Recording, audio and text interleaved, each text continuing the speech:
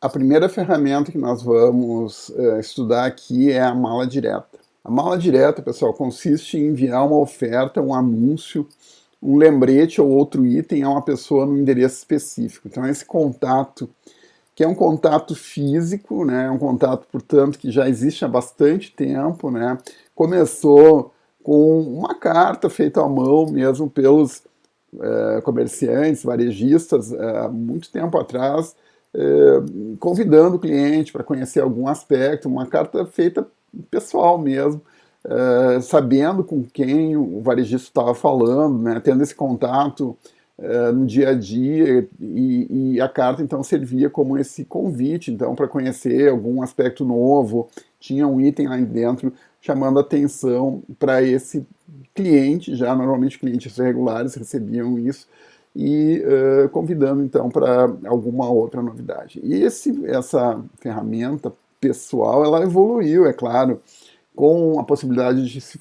fazer impressos a baixo custo, com acesso a bancos de dados de endereço, então passou a se usar quando a gente não tem esse contato pessoal com o comprador, a gente está fazendo prospecção por mala direta, mas eu já disse para vocês que isso tem algumas limitações, e perdeu então um pouco desse caráter personalizado, mas ainda pode, né? Depois agora com essas tecnologias que nós temos aí para impressão e personalização em bancos de dados e uso então de software para fazer inteligência mesmo, para fazer classificação de clientes, tudo isso nos permite reproduzir aquela ideia inicial da mala direta de uma carta manuscrita pelo varejista para os seus clientes chamando.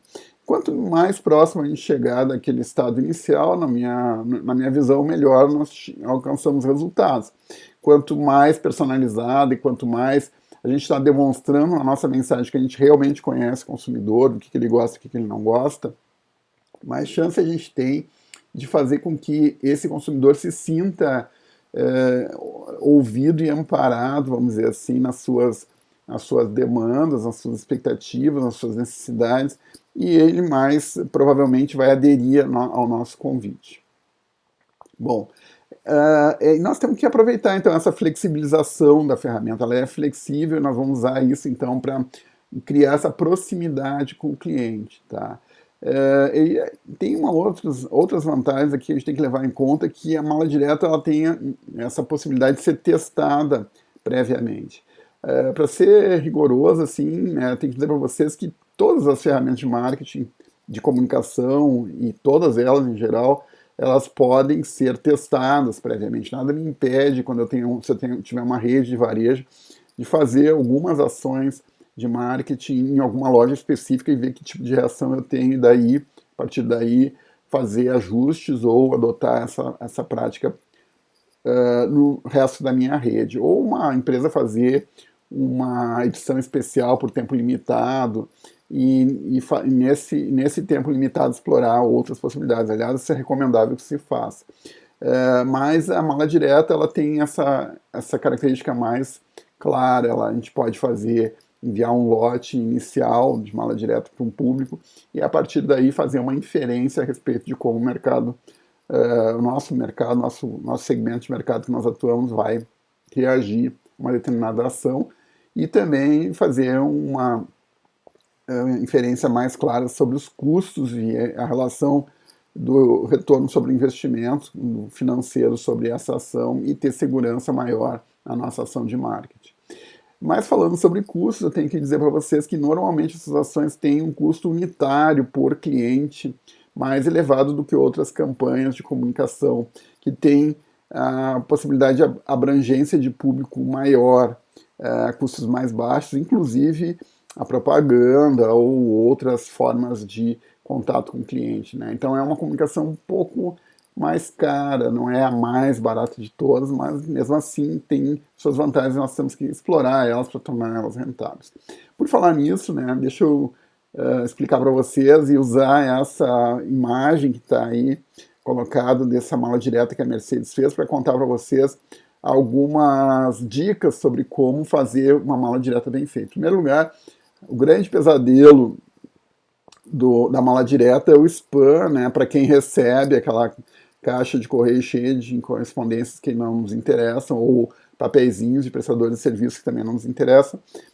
Mas também é um pesadelo pessoal de marketing fazer uma mala direta para ser colocada no lixo direto. Então, a gente tem que tentar criar uma coisa diferente que não vá para o lixo, que chame a atenção do cliente, que dê alguma dica, né, alguma coisa que o cliente veja pelo envelope e de um aspecto externo mesmo do envelope, que ele seja alguma coisa diferenciada e que tenha valor e que não mereça ser colocado diretamente no lixo sem ser nem visto. E essa solução que a Mercedes encontrou aqui, claro que não se aplica para todos os casos, mas a gente está falando de Mercedes, a gente está falando de carros que custam em torno, aqui no Brasil, sei lá, de mais de 100 mil reais, e cada venda de carro desses gera uma margem para a empresa considerável. Então, o que a empresa fez? Ela tinha um modelo novo para lançar, um carro novo da Mercedes, muito bem. Para quem que a Mercedes está vendendo? Bom, a Mercedes está vendendo para um público que tem alto poder aquisitivo e que não tem problema de falta de carros. Aliás, provavelmente os clientes da Mercedes têm um segundo carro, ou às vezes um terceiro carro, às vezes uma casa com uma garagem, com mais ainda uma frota à disposição dele. Tá? Mas tirando os excessos, os extremos, vamos pensar que um cliente para a Mercedes certamente já teve um carro antes, né? E deve ter um carro para fazer a locomoção dele. Não está ali precisando de um carro, não está comprando um carro simplesmente para atender a necessidade dele de locomoção. Está buscando outros benefícios que passam certamente pela questão do status social, que passam pela busca de conforto, enfim, uma série de outras questões. Bom, às vezes até segurança, se quiserem pensar. Mas vamos lá. Então, a Mercedes está oferecendo um produto para quem já tem esse produto. Então, ela tem que ser muito convincente para mostrar que o produto que ela está oferecendo é melhor do que aquele que o cliente já tem na garagem dele. Como é que se faz isso, né? Bom, a Mercedes decidiu fazer isso via mala direta. E usou vários recursos aqui que eu vou mostrar para vocês, vou esclarecer para vocês, que adaptaram essa ferramenta, então, para esse público específico.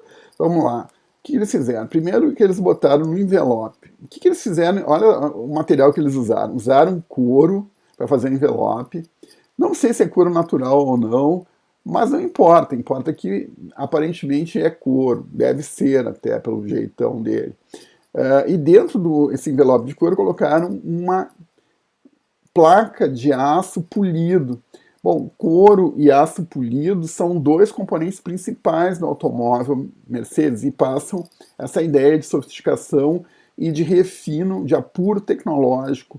Né? Esse polimento do aço ele exige tecnologia, né? E essa tecnologia que é aplicada nos automóveis está representada na tecnologia que foi produzida desse material. Então, também, não por coincidência, ninguém vai conseguir amassar essa mala direto para botar no lixo, vai ter que botar no lixo inteira. E a pessoa vai pensar 2 ou 3 vezes antes de fazer isso, de botar fora essa mala direta. Então, por aí já começa a funcionar super bem. Ainda assim, tudo bem, então chegou na mão chegou na casa do cliente e a pessoa que recebeu não jogou no lixo. Mas quem é essa pessoa que recebe? Olha, para esse público que tem esse poder aquisitivo todo, provavelmente não é a pessoa que é a primeira, que foi, não é o prospect, né, o provável cliente para esse automóvel, que foi o primeiro que viu a correspondência na casa. Provavelmente ele tem uma secretária no escritório dele que recebeu isso e que faz uma seleção da correspondência dele, ou tem uma governanta em casa que faz a organização das coisas dele e também recebe o material e, eventualmente, já faz uma primeira seleção, já coloca no lixo material comercial e aí a nossa mala direta, se fosse comum, já iria para o lixo. Não, nesse caso, a secretária mais exigente, né, e a governanta mais crítica, ela seguraria esse envelope porque ele já, pelo material que ele foi feito, já indica que tem uma oferta de valor ali dentro. Bom, agora que chegou na mão do nosso prospect, do nosso provável cliente, como é que vamos fazer ele abrir? Então, para esse tipo de público, né, que é mais, normalmente tem um grau de instrução mais elevado e tudo, tem que ter um atrativo, uma proposta mais esmerada um pouco do seu ponto de vista cognitivo, né?